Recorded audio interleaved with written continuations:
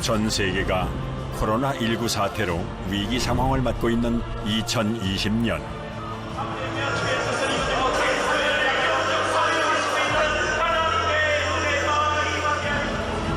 이 시대를 위해, 우리를 위해 기도하는 이들이 있습니다. 전 세계에 닥친 고난의 시기, 바로 지금 이 시간이 우리 한국 기독교가, 아니 우리 합동측 장로교회가 그 빛을 발할 때입니다. 고난을 이길 힘은 오직 기도와 하나님의 말씀에서 나옵니다. 하나님 중심의, 성경 중심의 신앙을 세상이 아무리 변해도 끝까지 지키겠다는 훈련받은 주의 백성들이 이 시대와 다음 세대를 위한 세계 복음화의 거룩한 불꽃으로 타오르게 하셨습니다. 100년이 넘는 역사 속에서 꿋꿋이 살아남아 1만 2천여 개의 교회, 300만 명의 신도, 3,700명이 넘는 교역자와 2,500명의 해외 선교사를 배출한 대한예수교 장로회 합동교단. 한국기독교 장자교단으로 험난했던 가시밭길을 헤쳐온 우리들의 교회는 다치고 주저앉고 눈물 짓는 이 시대를 위해 오늘 다시 묻습니다. 이 땅에서 바르게 믿음을 지키고 복음을 전파할 길은 어디에 있습니까?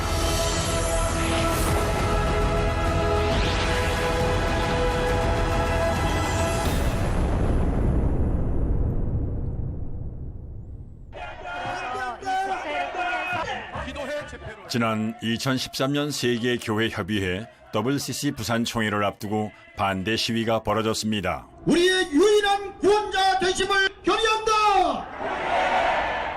왜 반대할까? WCC가 종교단체를 가정한 공산주의 단체이며 동성애와 일부 다처제를 허용하고 대한민국의 정체성과 보편적 가치를 부정하고 있다고 주장합니다. 이를 주도한 이는 대한예수교 장로회 합동 측.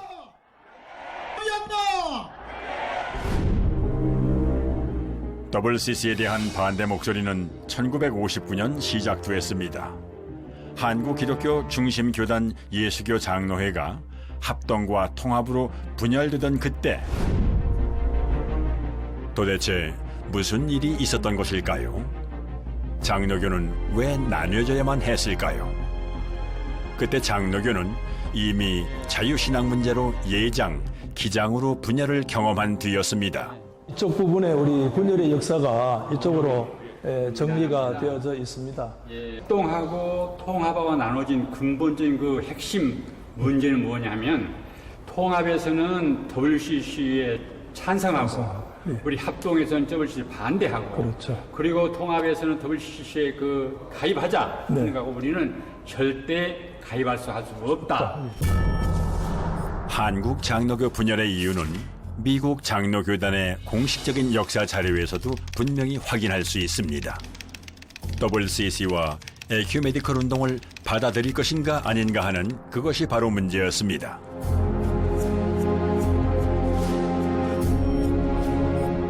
WCC는 세계교회협의회라고 하는 좋은 이름을 가지고 있는 것 같지만 실질상은 교회 일치운동이기 때문에 사실상 다원주의적 신학을 따라가고 있습니다.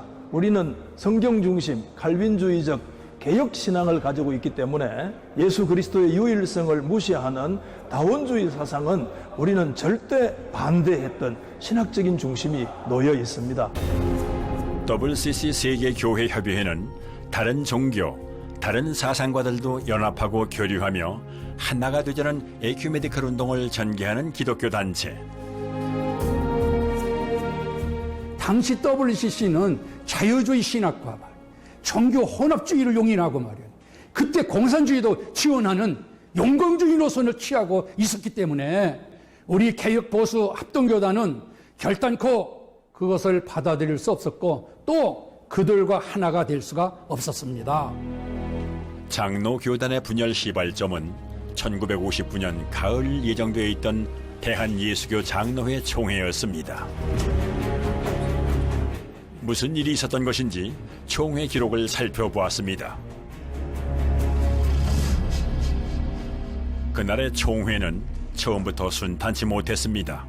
1959년 9월 24일 오전 7시 대전중앙교회당에서 대한예수교 장로회 총회 제44회 총회가 회장 노진현 목사님의 사회하에 개회 예배를 시작했다. 이날 총회는 결국 무산됐는데 문제는 그 뒤에 발생합니다.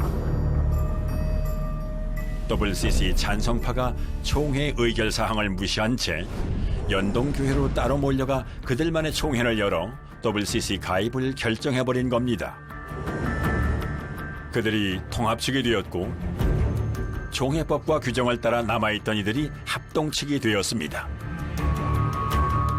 나누어지지 않아도 될 사항에서 나누어진 것이라고 생각합니다. 통합측에 간 목사님들이 그때 당시에 교권을 쟁취하지 못했고 일부 이탈해서 연동교회에 가서 총회를 열었기 때문에 나누어진 것인데 그것은 대단히 유감스럽게 생각합니다. 물론 그때 선교사들의 본국교회의 입장에 따라서 WCC 에큐메니칼 운동을 그들은 지지했지만 보수신앙을 지지하는 합동측에 온 모든 목사님들은 우리는 정말 이 신앙을 지키기 위해서는 모든 것을 잃어도 좋다, 이런 신앙으로서 매진한 것입니다. 예수교 장로교단의 분열이 결정되자 전 교회가 큰 혼란에 빠져들었습니다. 일제강점기 나라와 민족을 지키기 위해 분연이 일어섰던 교회. 한국전쟁의 순환 속에서도 믿음을 지켜왔던 교단이 위기에 봉착한 것입니다.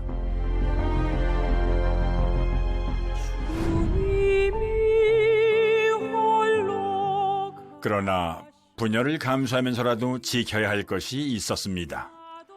그것은 하나님과 교회 앞에서 순결한 보수 신앙을 지키는 일. 이제 낮은 자리로 내려간 합동측 목회자들에겐 험한 가시밭길이 예고돼 있었습니다. 합동측의 교회가 다 뺏겼더라고. 신학교도 없고 신문도 없고 뭐 병원도 없고 학교도 뺏고 다 뺏고 심지어 어떤 목사님들은 사택까지 뺏겨서 제가 그때 이제 같이 다녔으니까 열흘 동안 보니까 그분들의 가구를 막 길바닥에다가 마당에다 내놓고 이제 그런 현상도 봤거든요. 그래서 뭐 그 목사님들이 울고 그런 모습도 보고 고아원 아이들 먹을 게 없어가지고 뭐 아우성 치고 그 가는 곳마다 만나는 사람마다 기관마다 도와달라 도와달라. 믿음의 본을 보여준 선교사들도 다 떠나갔습니다. 그들은 외롭고 고독한 길을 걸어야 했습니다. 순결한 보수 신학을 지키기 위해서 그들은 오직 하나님 한 분만을 바라보고 그분께 눈물로 부르짖으며 고통의 십자가를 지고 골고다의 길을 걸었습니다. 스스로 험난한 광야의 길로 들어선 겁니다.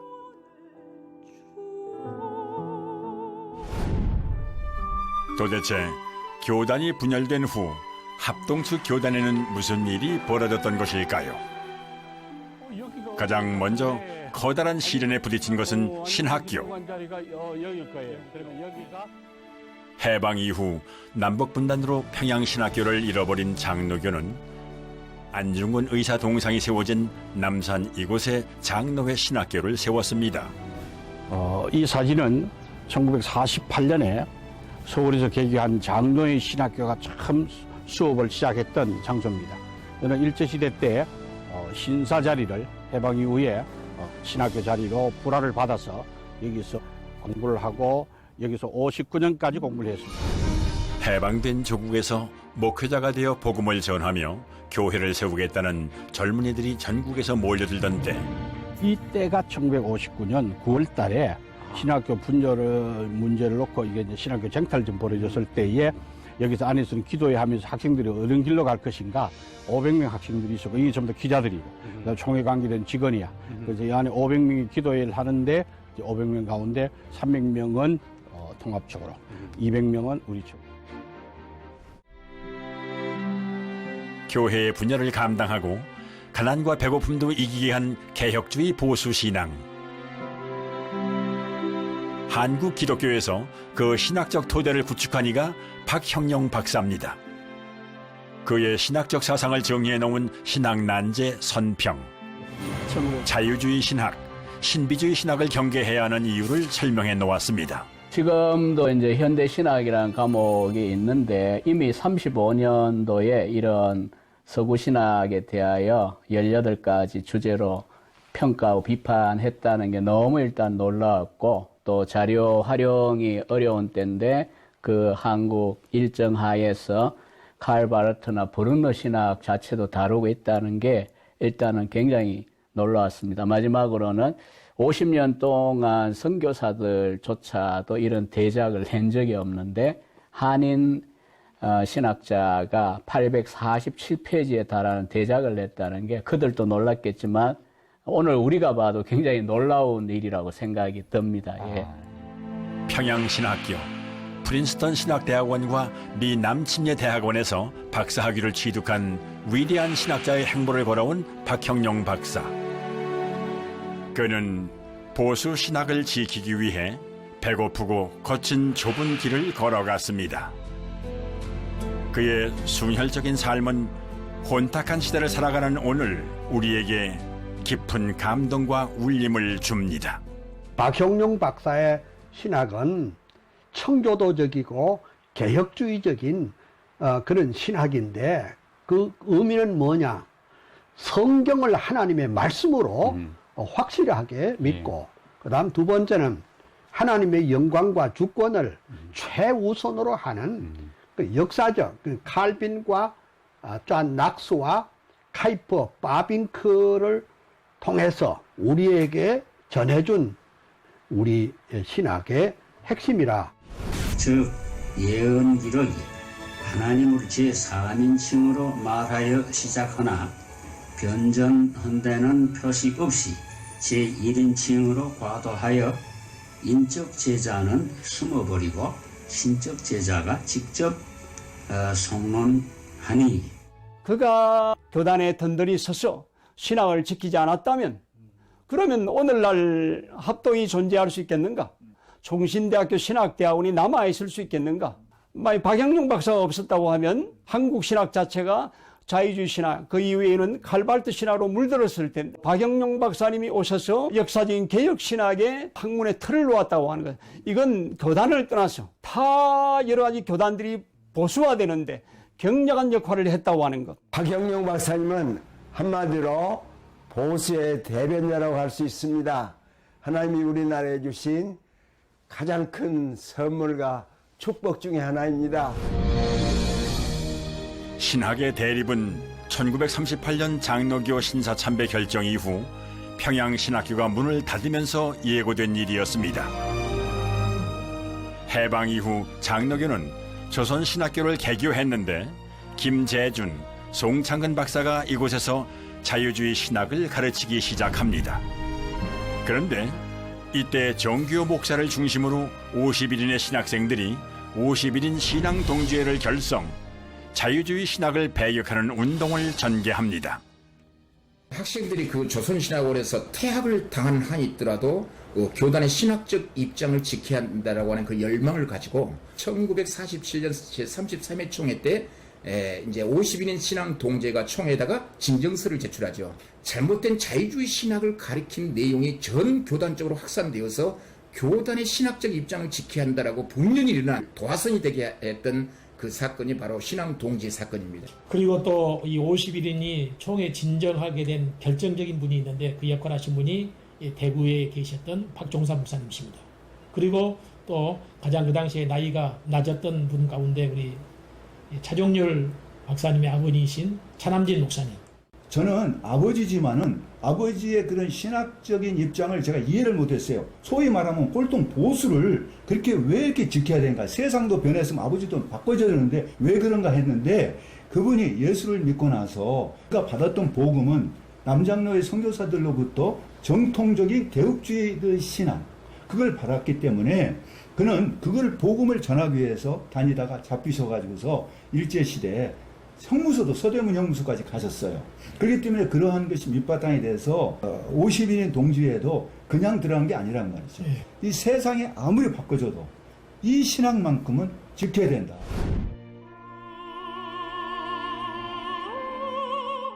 올바른 목회자를 꿈꾸던 젊은이들은 흠결 없는 성경의 말씀을 절대적으로 믿으며 오직 그 말씀만을 전해야 한다는 개혁주의 신앙에 대한 확고한 신념을 갖게 됩니다.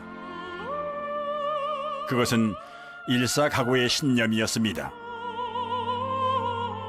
결국 50일인 신앙동지회 회원들은 밀려드는 자유주의 신학을 과감하게 거부하며 일어나 외치기 시작했습니다. 학교에서 쫓겨날 것을 두려워하지 않았습니다.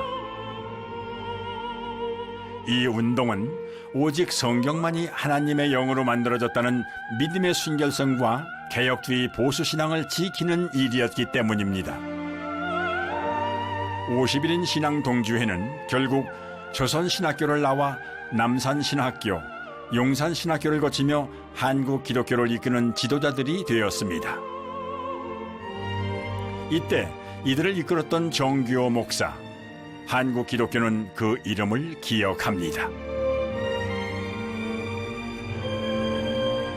그때 아주 주도적인 분이 우리가 잘 아는 대로 정규호 목사님이셨는데 그 정규호 목사님이 신학교에 가기 전에 박형룡 박사의 그 신학난제 선평 그것을 다 애고다시피 하고 신학교에 들어갔기 때문에 김재준 교수, 송창근 박사의 그 신학이 무엇이 잘못됐는지를 지적할 수 있었습니다.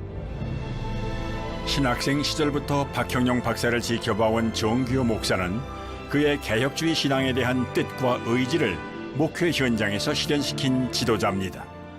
오경이 모세가 쓴 것이 아니고 문서서를 이야기하는데 그것을 변증할 만한 우리 보수적인 신학자들 드물었던 그때에 정규호 목사님은 박정원 박사님의 제시한 신학적인 문제와 그거에 대해서 공격하신 포인트를 잘 이렇게 뒷받침해서 제시해 준 그것이 정규호 목사님은 조직 신학의 중요성을 매우 확실하게 알고 계셨습니다. 그리고 우리 개혁주의 신학과 삶에 대해서 일생 동안 이 신앙을 지키는데 철저하게 사신 분으로 말씀드릴 수가 있겠습니다. 그는 성경을 재해석하거나 새롭게 정의하려는 자유주의 현대 신학의 움직임을 정면으로 비판하고 소위 정통 보수 신학을 바로 세우는 데 일생을 바쳤습니다. 기도와 예배, 주일 성수, 11조에 이르기까지 성경 말씀 그대로 따르고자 노력했습니다. 정 목사님이 총회장이 되셔가지고 우리 한국교회에 굉장한 영향을 미쳤는데 그 중에 하나가 총회가 여러 가지 경제적으로 어려울 때에 각 교회는 노회로 11조를 하도록 하고 그리고 노회는 총회로 11조 하도록 했어요. 그렇게 해서 노회와 총회 이 모든 견해적인 문제뿐 아니라 응징력과 그리고 힘을 갖게 하는 그런 일들을 하셨고 또 그 당시에 국가적으로 이제 돈의 화폐에다가 불상을 새기려고 할 때에 그럴 때에 강력하게 반대를 해서 우리나라 돈의 불상을 세우지 못하도록 하는 일에 앞장서서 그것을 막았다라고 하는 데 있어서 정규호 목사님은 박영용 박사님의 개혁주의 신학을 그의 목회와 삶 속에서 혁신적으로 실천하시고 가르쳐 주신 참 스승이십니다. 검소하고 올곧은 원칙주의자, 하나님만을 사랑했던 보수신앙의 개혁주의 목사. 그 아버지 마음에는 언제나 하나님과 사람 앞에서 부끄럽지 않는 삶을 살아야겠다는 거룩한 욕심이 굉장히 강했던 것 같아요. 편안한 길을 버리고 좁고 험한 길을 택한 사람들. 이제 보수신앙을 지키기 위하여 합동교단을 위한 눈물 어린 그들의 헌신이 전국에서 시작됩니다. 공장 옆 한 구석을 임시로 막은 작은 판잣집에 살면서 손가락이 휘어지도록 고생한 어머니를 위해 효도 한번 해보려고 모은 돈까지 총신대에 바친 백남조 장로. 부도가 나고 감옥까지 갔음에도 불구하고 누구를 원망하거나 또 교단에 대해서 원망하거나 전혀 그런 건 없이 돌아가시기 전까지 하는 말씀이 내가 왜 이래 복이 많노? 그런 말씀을 여러 번 하시면서 계속해서 학교를 도왔어요. 학교를 도왔어. 이 다 모든 것이 이렇게 늘 생각할 때마다 참 감사의 눈물이 흐릅니다.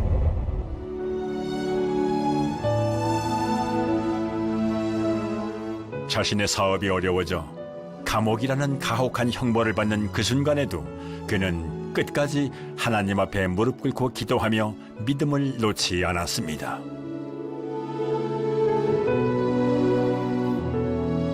아버지가 보여준 그 헌신적인 믿음과 사랑은 오늘 백성기 장로의 가슴을 더 깊이 울리고 있습니다. 그때 백남조 장로의 헌금으로 사당동 총신대 부지 1만 8천 평이 마련됩니다.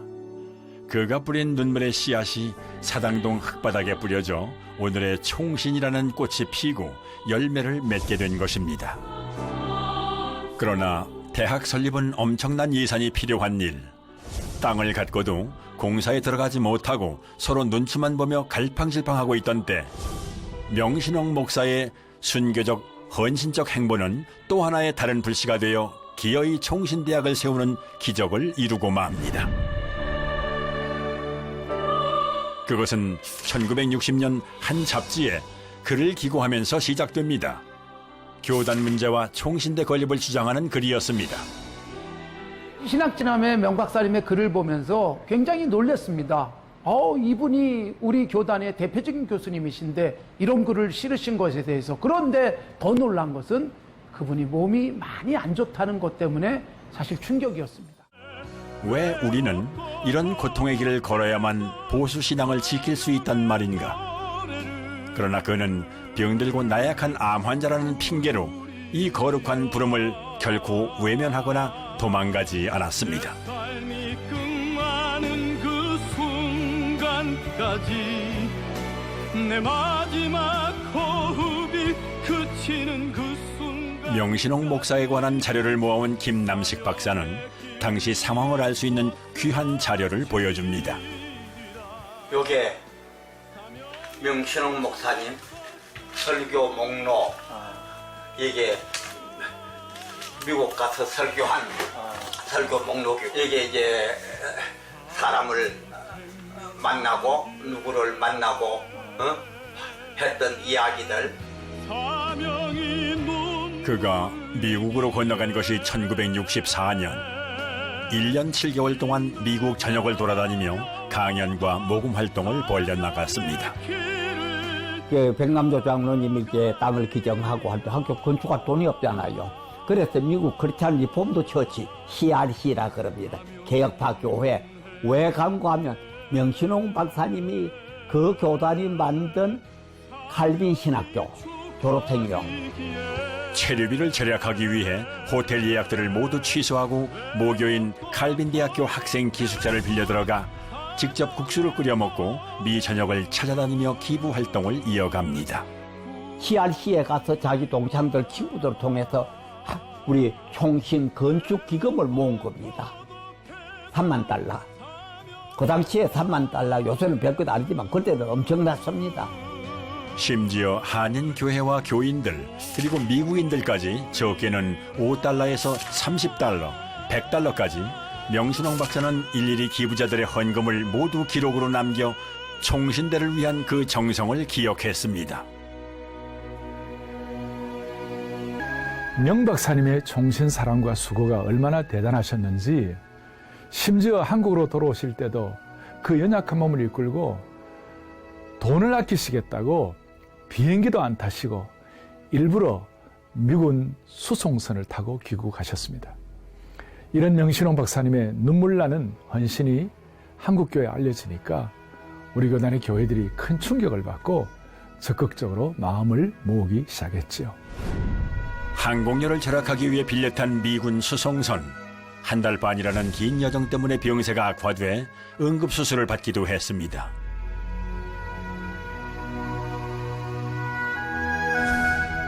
이런 헌신이 알려지자 많은 국내 교회에서도 감동을 받고 대대적인 모금에 동참하게 됩니다. 이 성경이 제시하고 있는 신학 혹은 신앙은 변질될 수가 없는 겁니다. 왜냐하면 진리는 동일하기 때문에 그렇습니다. 그래서 앞으로 어떤 시대로 이 사회가 바뀌어지더라도 기독교적 가치관 혹은 성경적 진리가 왜곡되거나 변화될 수는 없다고 생각을 합니다. 저희 종신대학은 그런 신앙적 중심을 끝까지 견지할 것입니다. 합동교단이 자립하고 성장하는데 중요한 밑거름을 한 분이 있습니다. 이영수 목사. 정규호 목사가 박형영 박사의 칼빈주의 보수신학을 목회 현장에서 실천한 분이라면 이영수 목사는 박형영 박사의 개혁주의 신학을 바탕으로 교정과 교단 성장에 크게 기여했습니다. 이영수 목사님 하면 뭐 늘 정치적인 그런 이미지가 강하게 이제 우리 각인되어져 있는데, 이영수 목사님의 신앙적 배경은 신학의 뿌리는 박형영 박사님이십니다. 박형영 박사님의 이 교리 신학에 근거한 토대를 가지고 있었죠. 그래서 제가 어린 시절에도 보면 개혁 신학에 철저한 설교를 하셨습니다. 하나님의 주권, 오직 은혜로 말미암은 구원, 그리고 하나님의 영광, 그리고 사회 변혁에 대한 그 메시지가 아주 강했던 목사님이셨죠. 총회회관, 사실 65년도에 총회 결의로 짓기로 했는데 이영수 목사님은 다른 분들보다 좀 미리 앞을 내다보는 그런 눈이 있었는데요. 대교단이 정말 이곳저곳에 이사 다니면서 전전긍긍하고 있을 때 이래서는 안 된다. 총회 회관을 세워야 된다. 그때 모두 다 여의도 시대에 여의도 200여 평의 땅을 처분하고 허벌판인 강남으로 간다는 것은 많은 사람들의 반대가 있었지만은 그때 우리 이영수 목사님의 리더십이 성견지명이 드러나고 있는 것 아닌가.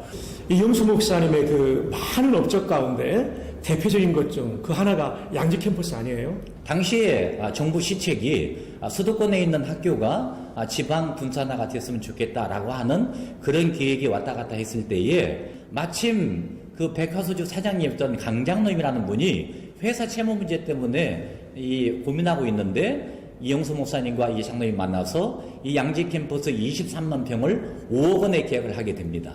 그런데 우리 강장로님이 또 신앙의 사람이고 이영수 목사님께서 5천만 원을 헌금을 해라 그래서 바로 5천만 원을 헌금하게 됩니다. 근데 그 양지에 있는 임야의 관상수가 1억입니다. 그러니까 1억까지 포함하게 되면 결국 구입한 것이 2억 7천만 원의 양지 캠퍼스를 구입하게 된 것입니다. 그의 리더십에 힘입어 합동교단은 놀라운 성장을 했습니다. 합동교단을 위한 수많은 눈 헌신은 분열된 교회를 통합하는 힘들고 어려운 일도 가능케 했습니다. 그것은 정규호 목사가 당시 합동 측의 부총회장 서기행 목사를 무등산 헐먼 수양관으로 초청, 합동과 개혁의 통합을 호소하면서 시작됩니다.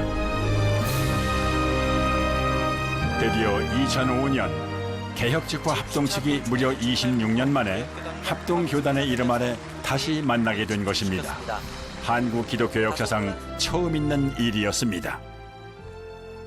그때 이렇게 우리가 합동하려고 할 때 참 제 그 개혁교단 안에서 반대가 심했습니다. 우리가 합동교단에 가면 이제 목사님들은 다시 이제 그 편목수를 받아야 된다. 우리 합동교단은 개혁 측과 합동하게 된 큰 이유는 신학의 동질성이었습니다.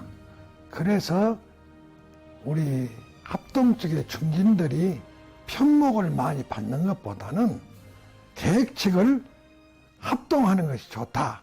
당시 우리 합동교단과 개혁교단 합동감사 예배 순서가 여기 기록되어 있는데 그 예배에 본회장 홍정희 목사님 기도 순서를 담당하셨는데 그 당시 뭐 감회가 어떠셨어요? 정말 말씀하세요. 네. 그때 그 감격이라는 것은 말로 표현할 수가 없었어요. 그래서 이제 26년 만에 맞습니다. 이 총회에 이렇게 참석했는데 그때 합동하게 되니까 얼마나 감격스러웠던지 그때 제가 기도할 때 정말 너무나 아주 감격스러워서 하나님 감사합니다.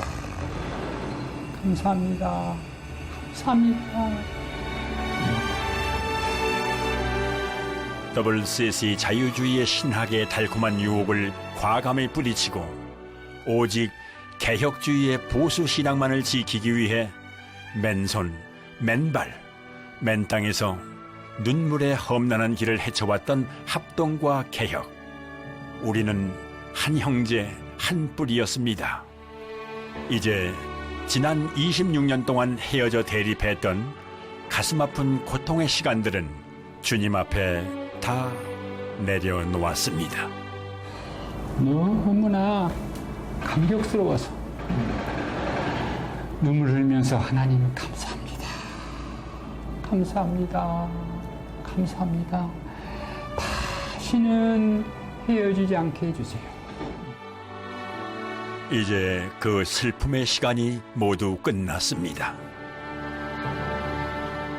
참석했던 모든 총대들은 모두 다 소리 없이 뜨거운 감격의 눈물을 흘렸습니다. 기쁨과 감사의 눈물을 흘렸습니다. 그것은 어렵고 힘든 일이었지만 꼭 해야만 했던 일이었습니다. 이 길만이 하나님의 축복을 경험하고 선포하는 세움의 길이었습니다.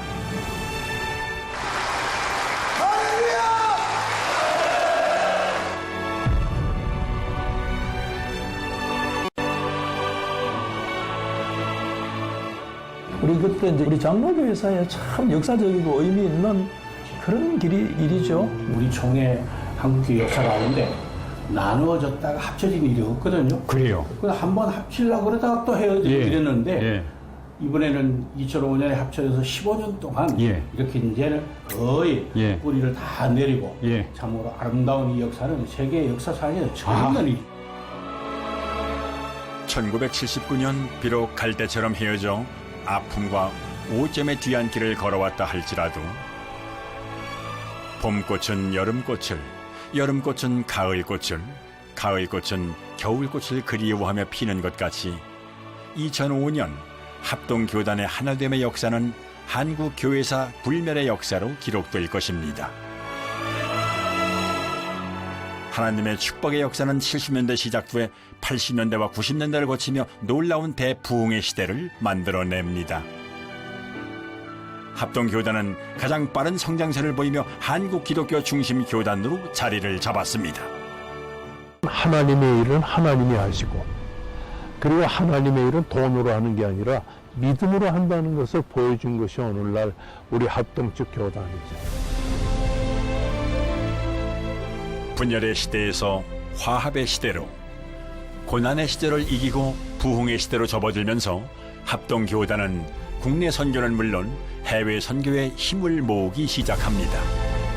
1907년 9월 17일 동로회 조직 후에 선교하지 않는다면 진정한 장로교회가 아니다라는 결의를 채택하고 모든 장로교회는 선교회이고 모든 장로교회 교인들은 그 선교회 평생 회원임을 고취시키면서 출발했습니다. 합동교단의 세계 선교회, 교단 차원에서 세계 선교를 지원하고 선교사 파송을 이끌자 각 교회들이 일어섰습니다. 세계가 주목하고 있습니다. 더욱이 젊은 세대의 참여와 관심이 크게 더해졌습니다. 세계 선교의 활동은 다음 세대에게 복음 전파의 사명을 이어주는 중요한 다리가 되고 있습니다. 우리 합동교단의 해외 선교는 하나님의 은혜 가운데 날로 발전하여 다른 교단에 비해서 5배 내지 7배 정도의 많은 선교사들을 파송했습니다. 지금 현재 우리 GMS는 102개 나라에 2,579명의 선교사들을 파송해 순수한 개혁주의 복음을 전 세계에 전하는 데 최선을 다하고 있습니다. 모이고 기도하고 복음을 전파합니다. 전 세계 곳곳 어디에라도 주저하지 않습니다. 한국 기독교를 일으켜 세웠던 110여 년 전 평양 대부흥운동처럼 다시 한번 말씀과 교회를 세우기 위해 오늘도 묵묵히 내일을 향해 걸어갑니다. 할렐루야! 우리 한국 기독교 136년 역사 가운데 하나님께서 우리 합동교단을 세계 최대 장자교단으로 성장시켜 주셨습니다. 이제 우리 맏형으로서 모든 다른 교단들을 잘 아울러가면서 강력한 리더십을 가지고 우리 대한민국을 영성 대강대국을 만들도록 최선을 다하겠습니다. 힘들고 어려웠던 시대를 이겨온 대한예수교 장로회 합동교단. 선배들이 피와 땀으로 일궈온 한국 기독교 역사를 당당하게 이끌어가기 위해 연대와 화합 그리고 올바른 신앙 정립에 나서고 있습니다.